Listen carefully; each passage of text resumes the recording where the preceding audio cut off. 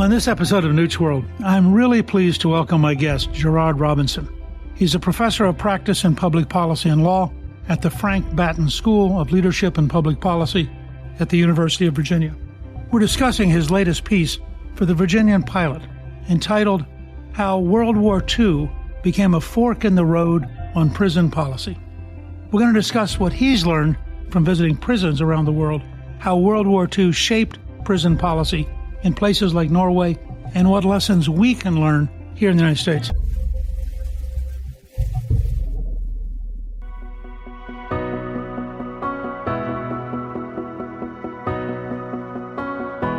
Gerard, welcome, and thank you for joining me again on Newt's World. Mr. Speaker, always a pleasure to be with you.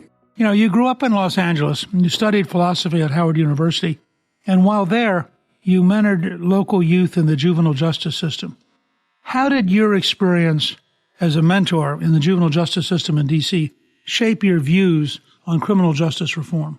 The young men that I worked with were between the ages of 16 and 19, mostly African American and El Salvadorian. And they were involved with a lot of trouble with the law. And it was a forward-thinking judge who said, tell you what I'm going to do. I'm going to put you in a diversion program. And if you go through the program, I'll take care of your record. You can move forward.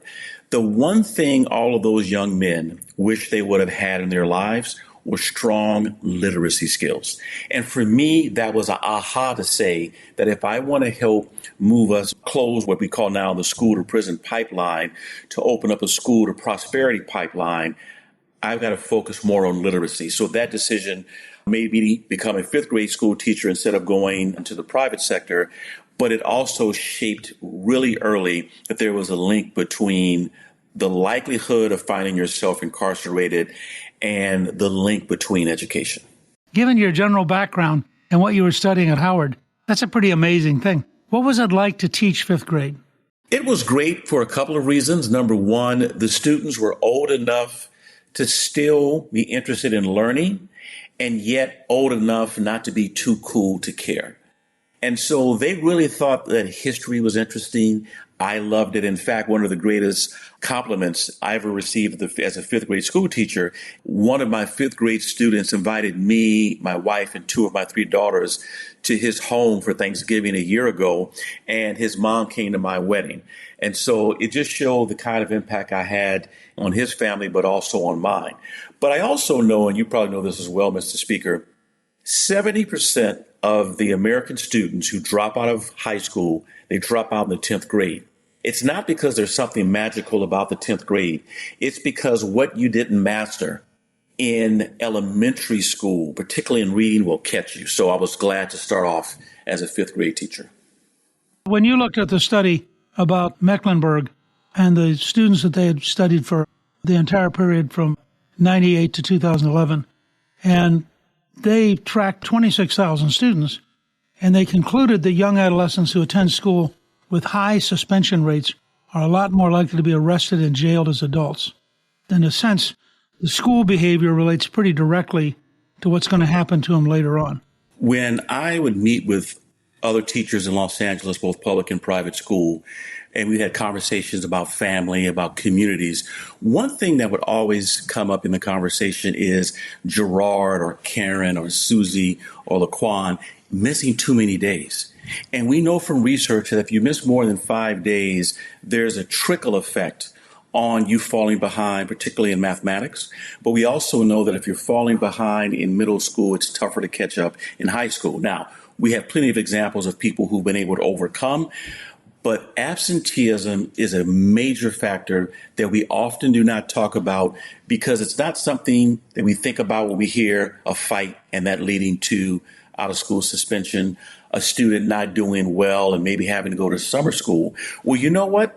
Sometimes absenteeism or being involved or being away from school involved in outside activities can influence it. So I'm not too shocked about it, but it's one reason why we as a nation, particularly if we're going to look at NAEP scores, should talk about absenteeism and its long-term impact on families.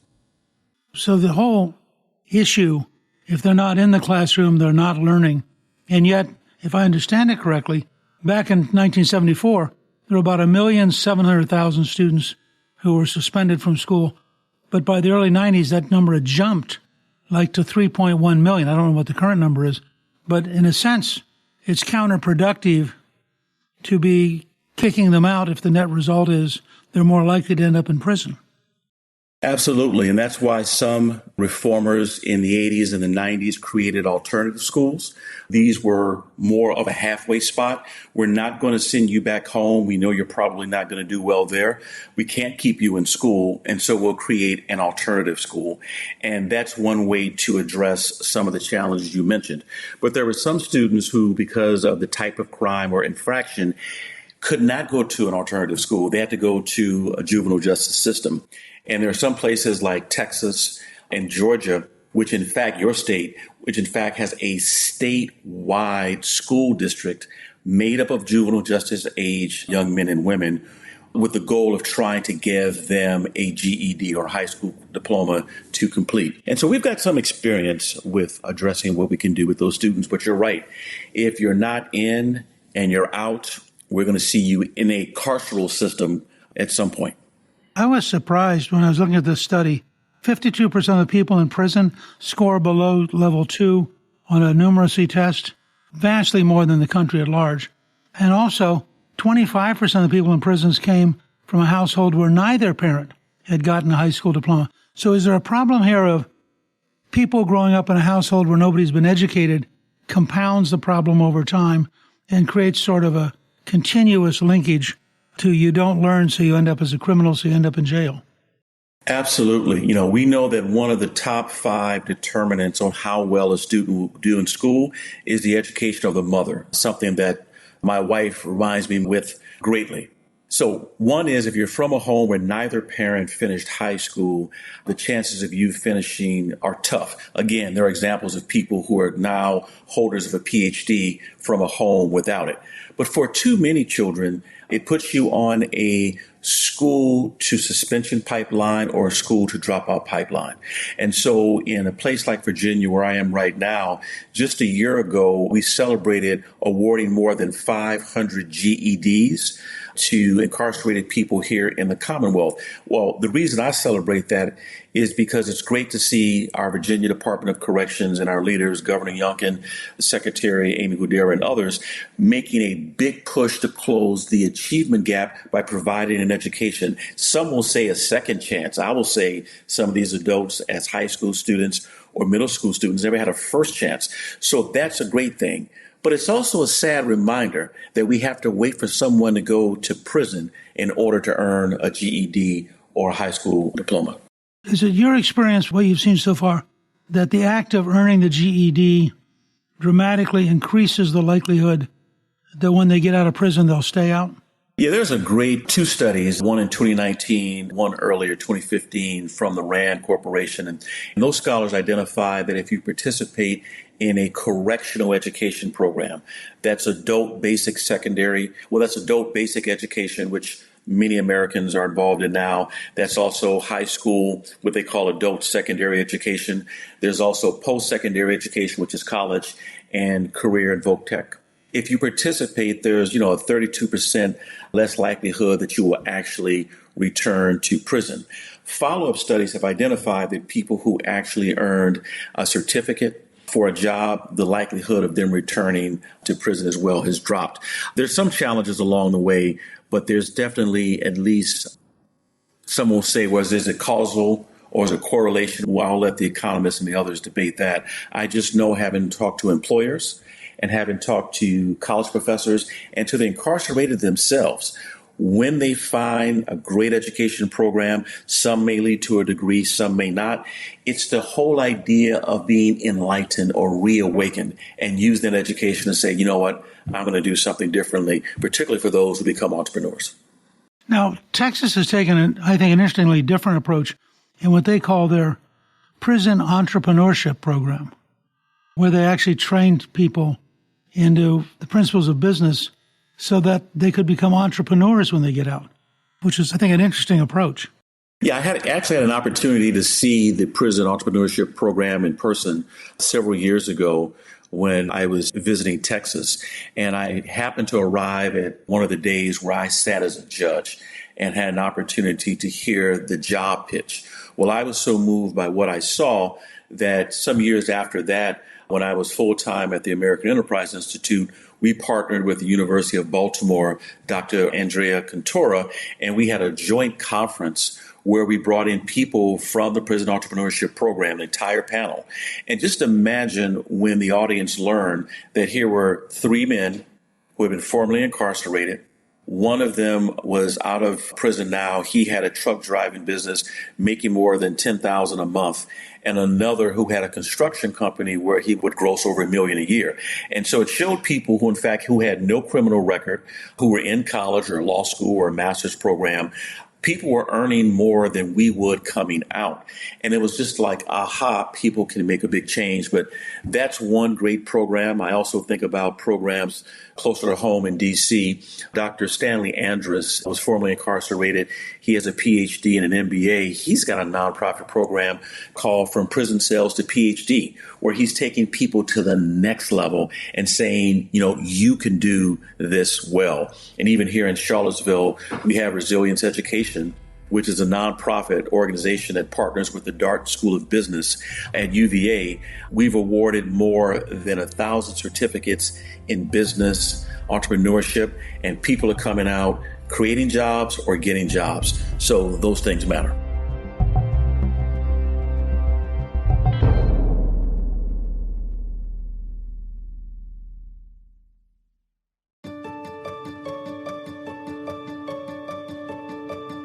We've been talking about different projects around the country, but you now teach a course at the University of Virginia entitled Education Inside the U.S.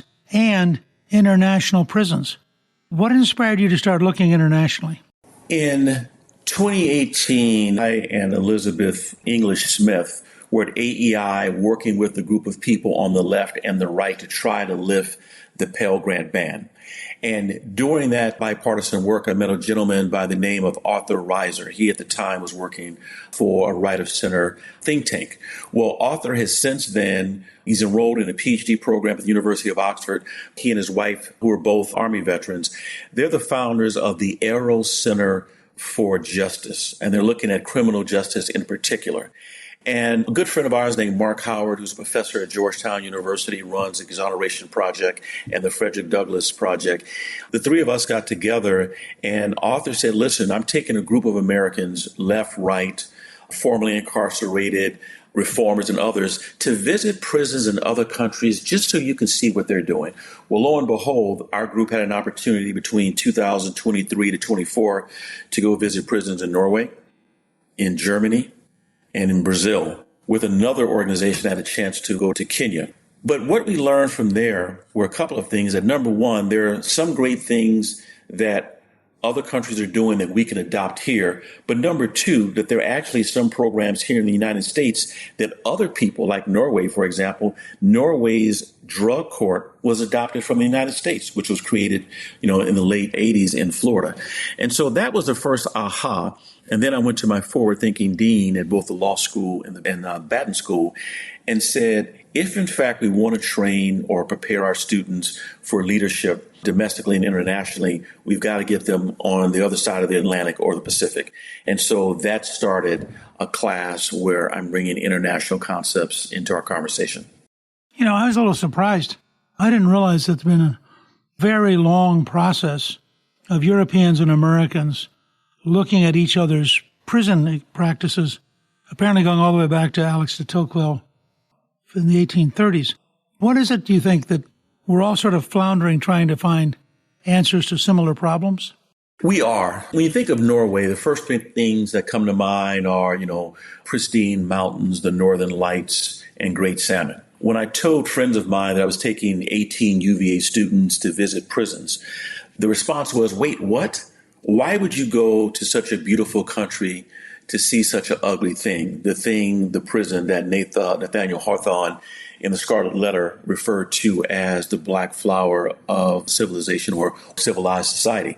And I said, because Norway is doing something differently in the way in which it educates its correctional officers, one example, in the way that it addresses what we call rehabilitation. the Norwegian says, you Americans have the wrong term. I said, well, what do you mean by that? They said, when you use the term rehabilitation, the assumption is, one, that something is innately wrong with the person, and that number two, that your institutions, or carceral institutions in and of themselves, can change people. In Norway, we have something called the principle of normality. And I says, what's that? They said, we want to make your life during incarceration as normal as possible so that when you leave prison, or what we call reentry, it's not such a big shock. And so rather than being called number 7562778, they call me Gerard Robinson. I wear my daily clothes. I don't wear an orange jumpsuit. I have my own cell. I have a working relationship with the parole officer as well as the correctional officer. So the principle of normality is one. And I think another point is the Norwegians are very clear that your punishment is your loss of liberty. That once you've lost your liberty to have interaction with your family on a daily basis, you've lost your job, there's a shame or nuanced aspect, that's your punishment.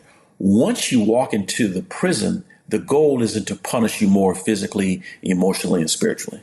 From your perspective, given problems like gangs, etc., do you think this kind of approach would work in American prisons? I think it will, because I'm looking at principles, not at populations. And here's why I say that. People initially will say, well, what you're talking about can't work in the United States because we're more racially diverse. We have a much larger prison population, 1.9 million compared to 3,000. They have 1-to-1 guard to correctional officer to prisoner ratio. In the United States, it could be 1-to-14, in some places 1-to-30, which is why several states have in fact employed the National Guard to serve in prisons because there's a staffing shortage. Well, those are population dynamics. I'm talking principle. I'm saying that the principle of normality, in fact, can work in the United States because the whole idea of treating people with dignity, using this opportunity of incarceration to try to support you, isn't a new idea. I mean, when Tocqueville and Beaumont traveled to the United States in the early 1830s to visit America, when we think about Tocqueville, we naturally go to Democracy in America, which was published in 1835.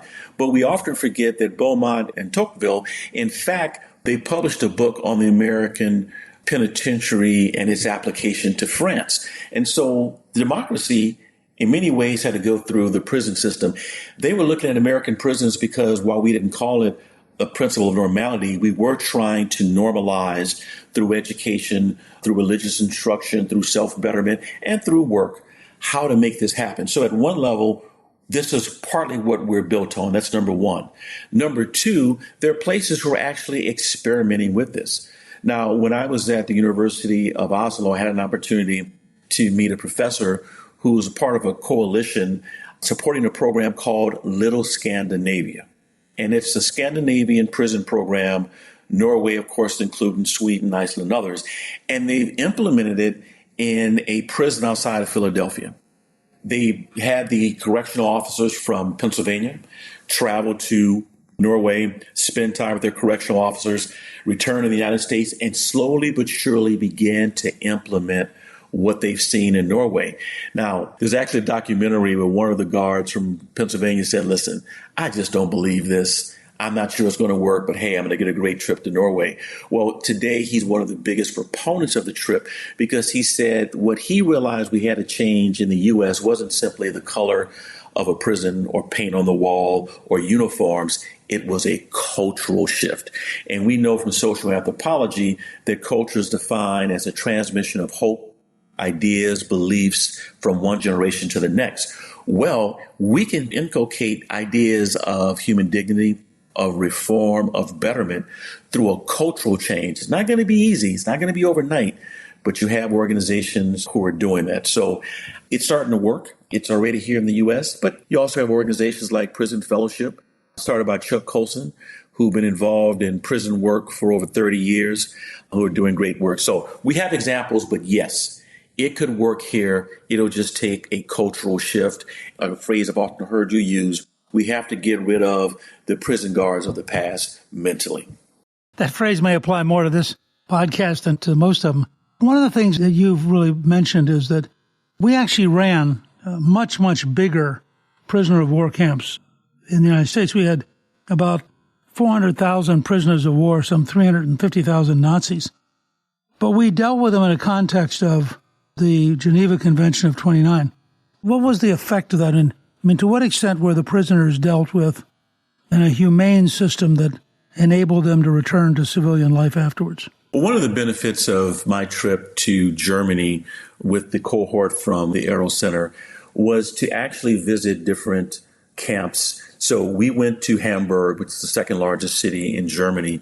In May of 2023, we had a chance to go to the Neuengamme concentration camp. And it was created by the Nazis in 1938. By the time we get to 1945, 40,000 prisoners had died in the camp.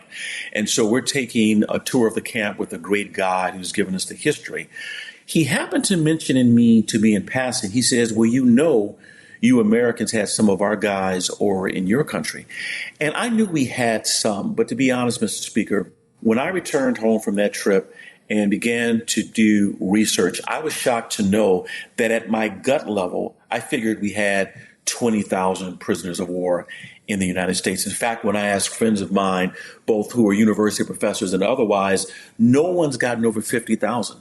When I mentioned we had more than 400,000 prisoners of war in 42 states between 1942 and 45, they're like, wait, no, that can't be true. And then I began to send them information. And even in Virginia, we had 17,000. Now, here's what's different to get to your question. The Geneva Convention of 1929 established a playbook for how to treat prisoners of war who were captured. And so if you were a prisoner of war in the United States, there were a few things you received. Number one, you received nutritious meals per day. Not just any meal, there was actually a caloric minimum per day that POWs had to receive. They had an opportunity to work. Some of them worked on the grounds of the prison camp. Some were actually working outside the prison camp in local businesses, in part because many men had gone off to war and some other dynamics. Many of them had an opportunity to enroll into free education classes, not simply high school, but there were also college classes that they can enroll in for free, and they were also able to drink beer. Now, this was primarily the treatment for prisoners of war. If you were a general or higher ranking, you even received better treatment. And so I sat here for a moment and said, wait a minute, you mean at the same time that we were fighting overseas, that when we brought 350 Nazis and some Italians and others over to the United States, that they were being treated more humanely, with more dignity, receiving an education at a time in American history when many whites in the United States, particularly in the South, could not afford to go to a public or a private university. At the same time, you had black soldiers who were fighting overseas only to come back home and sit on trains guarding the Nazis, only to find out that once they passed the Mason-Dixon line, that they told the black soldiers they had to go to the back of the train while the white soldiers sat in the front, laughing at them, calling them monkeys and all kind of names that you and I know about. And so I was like, how is it that this could happen? Well, digging deeper into Geneva Convention of 29, I understand why. But the bigger takeaway for me is we don't need a new experiment on whether or not America can treat people who are incarcerated with human dignity. We already have an example of doing so. It just happened to be other people's prisoners.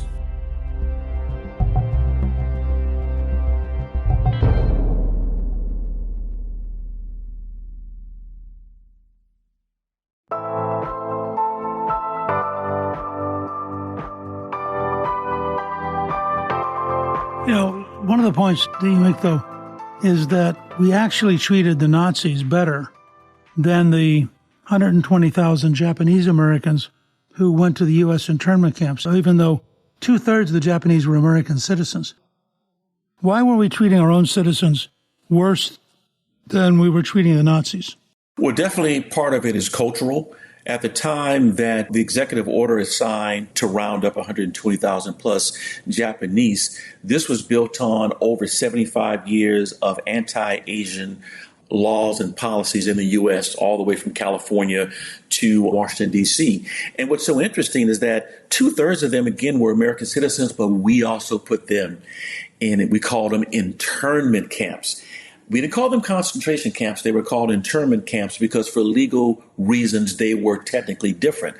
But when you looked at the treatment and the way in which the Japanese Americans were treated compared to the Nazis, culture was definitely dynamic. Number two was also international law. We wanted to treat the Germans and the Italians and the others well in hope, and Japanese well in hope that they would treat our prisoners of war with the same dignity. Well, we know it didn't happen to a lot of POWs in Japan. There was a movie several years ago about that story, and we know some similar tragedies happened over there.